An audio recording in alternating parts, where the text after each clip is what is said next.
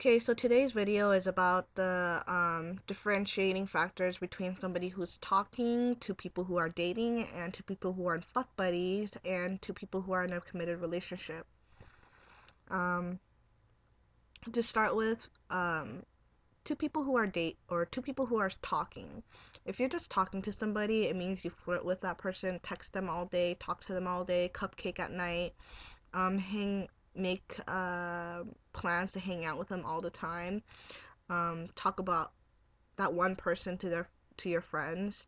If you're talking to multiple people, it applies the same way. If you're fucking one but talking to the rest, it doesn't apply to you. That's not talking. That's fucking, okay? Hence the name talking, okay? You can't sit there and fuck a guy and talk to the guy and still tell me, hey, we're talking. No, you guys aren't. You guys are talking and fucking. And, okay? Two different things. So this next stage is probably the whole fuck buddy dating thing. When you're talking to somebody, it can go one or two ways, especially when you're single. You can either want to just fuck the guy, or you really want to genuinely date the guy. But either way, it really did. The biggest difference between the two is that when you're a fuck buddy, if you want to if you want to steer somebody into the fuck buddy zone, you make it your business to know that he's not fucking anybody else. If he is, and you're okay with that, good for you. Don't kiss, don't tell, right? If you're going into and if you're steering him into a fuck buddy zone, you need to understand that you cannot be emotionally involved. You cannot show any kind of emotional involvement. You can't ask him where he is and get mad at it. You can't ask him to not go to the club and get mad at it. You just can't act like a girlfriend. You're not entitled to that. You just have his dick. His you don't you don't have you don't have his respect. Well, I don't know. You don't um you don't have any entitlement to what he does in his life but his sex life. So if you're gonna go into the fuck buddy zone, you need to know what you're getting yourself into. People who go into the dating scene. I think some people find this wrong, but I think it's okay. Some people, like when they date somebody, they like to date just one person. Me, on the other hand, I like to date multiple people because what's the point of being single? I mean, what's so different about talking to one person after you break up with your ex and actually being in a relationship with that one person? It's no different. You know why? Because you're settling. You're settling for that one person in your life. And as long as you have that, you're never going to find out the best you can achieve. You're never going to find out the potential in life. Um, you're never gonna find out you're probably gonna go into another bad relationship. Um, because of this, when you come out of a strong, long relationship with somebody, all you want to do is you miss the relationship part of it. So you find a rebound to fill that hole. But honestly, that hole is still there. It's just you only found a temporary solution. And if people don't realize that. So when I date, I have options. So I can lay out their best assets, my most potential benefits. And I know that this sounds all bad, that I sound like a selfish bitch.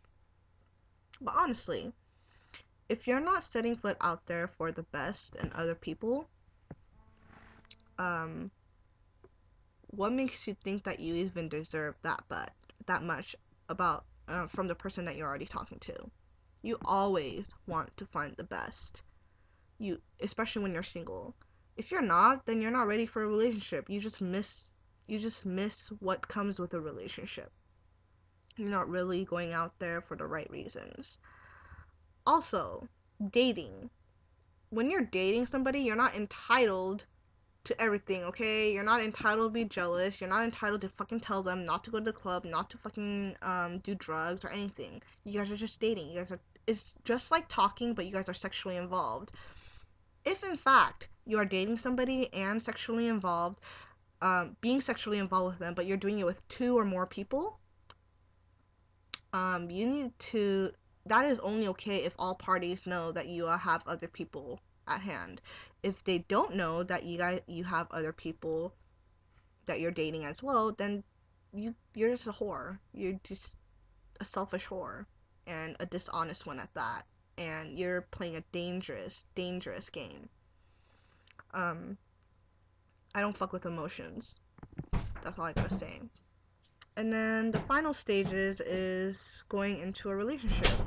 When you go into a relationship, you need to be fully committed and dedicated. If you don't have both, then you are in a relationship for all the wrong reasons, and you shouldn't be in one, and you should break up with your girlfriend or boyfriend. Straight up. So to conclude this video, the biggest differentiating factors that I would like to prove to everybody between dating and being having a fuck buddy is that when you have a fuck buddy, they're not entitled to you to tell you where they are, to be emotionally attached to you. They're not entitled to anything.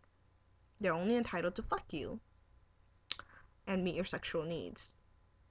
If you're dating somebody, it's okay to date more than one person. Just make sure you're honest about it and make sure you have a well thought out plan about how you're going to assess the situation in the future. Like if you have 5 guys and you're planning to weed them out one by one, then you're doing a really good job right now on the whole dating thing. But if you have 5 guys and you're still lingering them on and you're fucking all of them, you're just a whore. You're just a selfish, gold digging, dick sucking, prospering whore.